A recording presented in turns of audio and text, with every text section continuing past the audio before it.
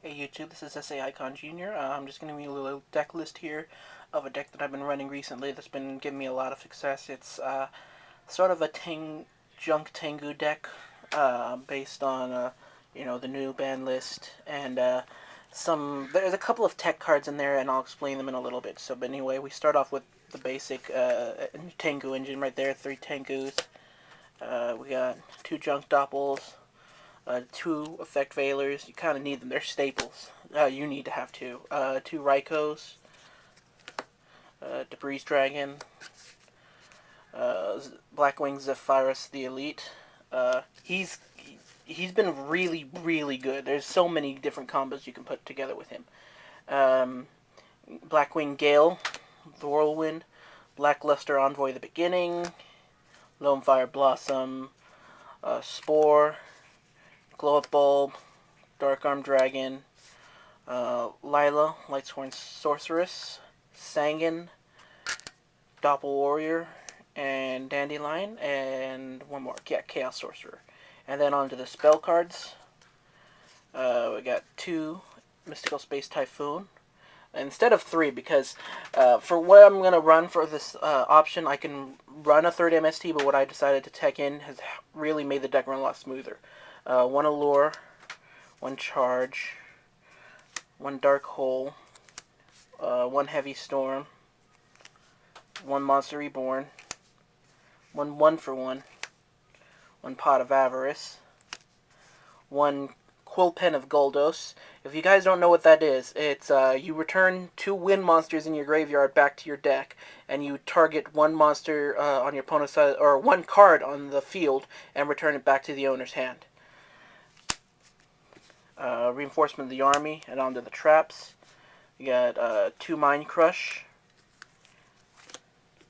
1 Solemn Judgment, 2 Solemn Warning, Trap Dustshoot, Mind Haxorz. You pay 500 life points. You look at all your opponent's set cards and all the cards in their hand, and 1 Mirror Force. So we'll give you a quick explanation of the deck. I mean, if you remember how the Junk Doppel deck played, basically it's got that same engine plus the plant engine as well, obviously. It's not, the plant engine may not be as consistent because of the loss of the 2nd Lonefire, the 2nd Debris, and the 2 Pot of Avarice. But still, it's really, really good. Chaos Sorcerer is in there if I have too many darks and I need the help to get some removed from play to set up Dad. I don't think I need to explain why Dad and Blackluster Soldier are in there, because they're really big beat sticks. And I just split anyway. The choice for Gale is not just the half, which is good and kind of makes it a staple really in the deck, but the fact that you can do plays like you bounce a card to bring back Zephyrus, and then if they have no response, you just special summon Gale, and then you do the half attack, and then you could do another Blackwing play. Because remember, Gale says as long as you control another Blackwing on the field, except for Gale the Whirlwind. And if you have a Gale the Whirlwind that doesn't belong to your opponent, then you're playing an illegal deck. Yeah. So anyway, yeah, that's the as far as the monsters go, that's why for some of the choices. The choices for the spell card, Quill Pen. A lot of the times, when I'm milling off from my deck and whatnot, I end up where I have a number of wins in there, whether I either have used Tengus in the graveyard, or Spore, or Debris, or even when I have, for my side deck, I'll show you that in a little bit, but when I have, like, whatever win cards are in the graveyard, there have been a lot of times where I want to say, well, I have this dead card that I want to try to make live again, and I can either return 2 Tengus back to bounce a monster, or a card on their side of the field to push for game, or I can return back Debris and Spore. I mean, obviously the bad thing being is the fact that it returns them back and you don't draw cards, so you're kind of minusing yourself, but, you know, you are potentially setting up some really big plays or pushing for game with it as well. Let me see what else was there. Oh yeah, as for the trap cards, Mind Haxorz, I was testing it originally with the Mind Crush as the proxy for Mind Crush on Dueling Network, back before the list came into effect, and I started reading it and I realized This card combos perfectly with Mind Crush.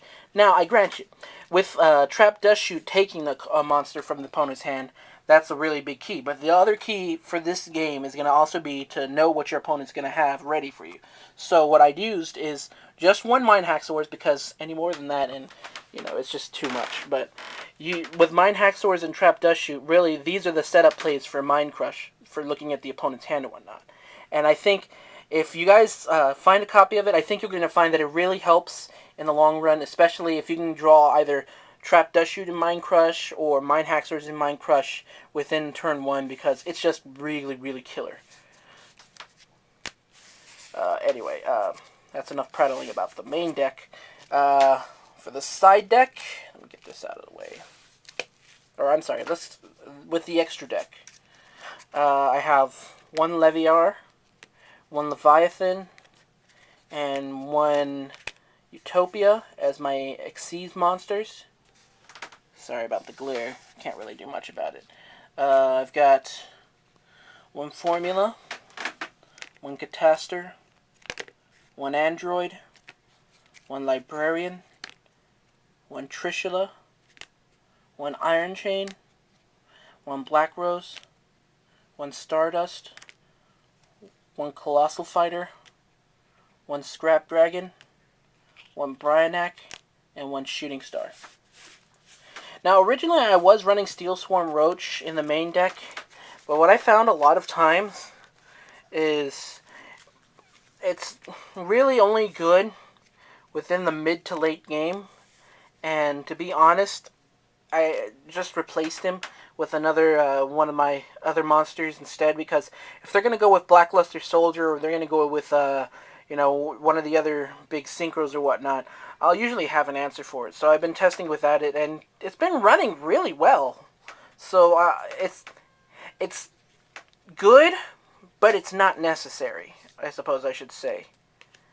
I mean, obviously I don't have to explain Hyper Librarian or Formula Synchron or Stardust or whatnot, some of the main staples.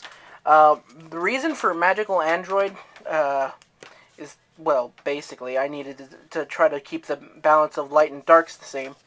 And oh yeah, I'm filming this, by the way, in my practice room, because that's about the best space I've got available right now. I'm in college, so that's me right there. Hey, folks.